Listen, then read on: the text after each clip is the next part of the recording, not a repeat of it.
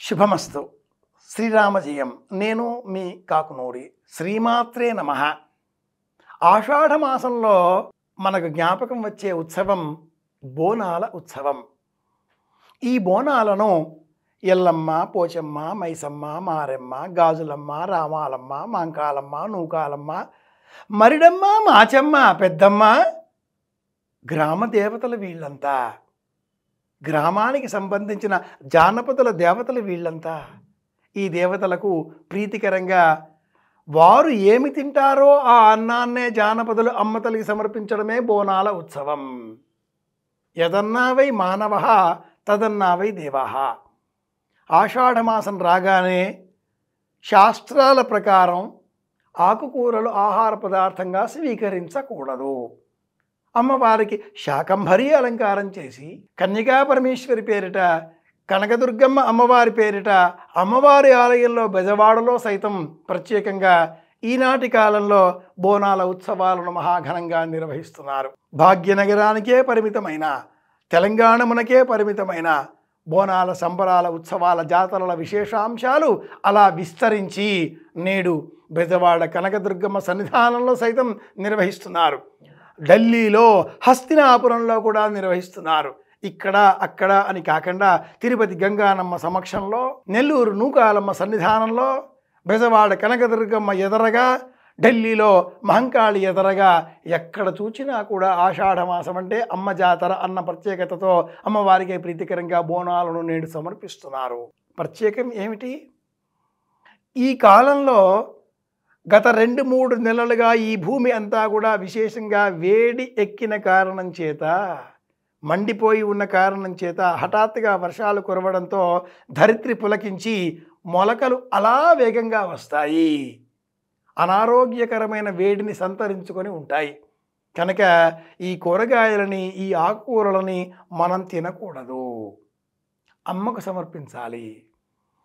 100 సంవత్సరాల కింద తెలంగాణలో ప్లేగు వ్యాధి వ్యాపించింది.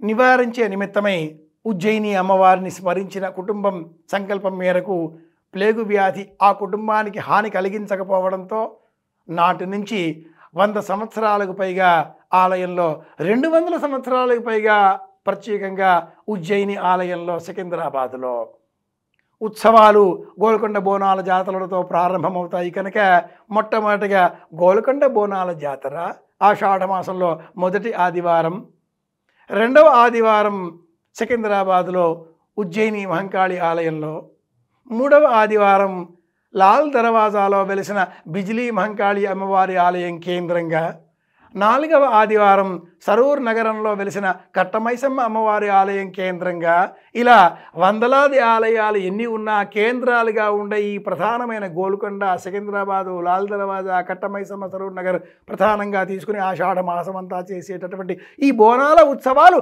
ఆషాఢ మాసం రాకంటే పూర్వమే ఉన్న ఆదివారం నాడు అమ్మ అనుగ్రహం కోరి అన్య ప్రాంతాలలో సైతం, ఆంధ్ర రాష్ట్రంలో కూడా తలమానికంగా ఉన్న బెజవాడ కనకదుర్గమ్మ సన్నిధానంలో కూడా బోనాల ఉత్సవాలను మహావైభవంగా నేటి కాలంలో నిర్వహిస్తున్నారు. అమ్మకు ప్రీతికరంగా మనం అందించేటటువంటి ఈ అన్నమే, భోజనమే బోనం.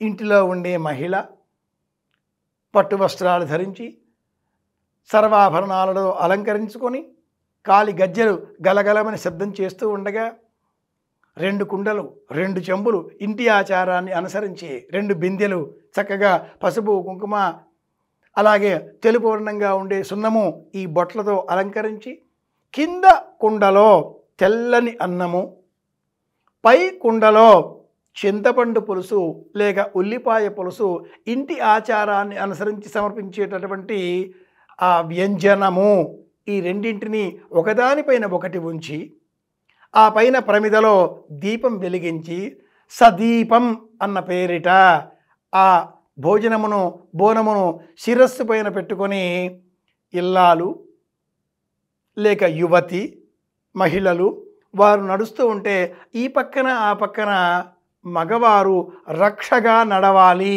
చేతిలో చెంబు, చెంబులో నీరు, అందులో వేప ఆకులు. కాలంలో వచ్చిన మార్పులకు అనుకూలంగా ఈ కాలమంతా అంటువ్యాధులు ప్రబలే ప్రమాదం ఉంటుంది కనుక అమ్మవారు తట్టు తల్లి పెద్దమ్మ. శరీరమంతా కూడా బొడిపలిగా వచ్చేటటువంటి వ్యాధులు అనేకం ఈ కాలంలోనే కనిపిస్తాయి. చిన్నారి బాలబాలికలకు తట్టు తల్లి అమ్మవారు పోసింది, మశూచికం అవుతుందో ఏమో అనేటువంటి అనుమానాలు ఈ ఋతువుల్లోనే మనం గమనిస్తాం కనుక తొలగించే నిమిత్తమై అమ్మ ఎక్కడ వెలిసినా అమ్మ అనేటటువంటి లక్ష్యంతో దుర్గమ్మ కంటే మించి రక్షించే దైవం మరెవరైనా ఉంటారా? కనుక బెజవాడ కనక దుర్గమ్మ సన్నిధానంలో బంగారు బోనం సమర్పిస్తారు. బంగారు ఘటంలో నివేదన సమర్పించడమే బంగారు బోనం. బంగారు బోన సమర్పణ బెజవాడ కనక దుర్గమ్మకే ప్రత్యేకం. ఈ నేపథ్యంలో పోతరాజు రక్షకుడు. మనమంతా కూడా మన గృహాలలో ఉండేటటువంటి మహిళలకు రక్షణ ఇవ్వాలి, రక్షకులుగా మారాలి. ప్రతి మగవారు సంచారంగా కనిపించే, కంటికి కనిపించే ప్రతి మహిళలో కూడా అమ్మను చూడాలి, దుర్గను చూడాలి, కనకదుర్గమ్మను చూడాలి, ఆదిపరాశక్తిని చూడాలి, జగజ్జనని చూడాలి. అందుకోసమే ఆషాఢమాస ఉత్సవాలు, ఆషాఢమాస జాతరలు, సంబరాలు. ఇందుకు కనకదుర్గమ్మ కూడా అతీతం ఏమీ కాదు. అక్కడ సమర్పిద్దాం, అమ్మ అనుగ్రహాన్ని పొందుదాం. మళ్ళీ కలుసుకుందాం. వెంకటరమణ శాస్త్రి గారి పెద్దబ్బాయి కాకునూరు సూర్యనారాయణమూర్తి. శుభమస్తు.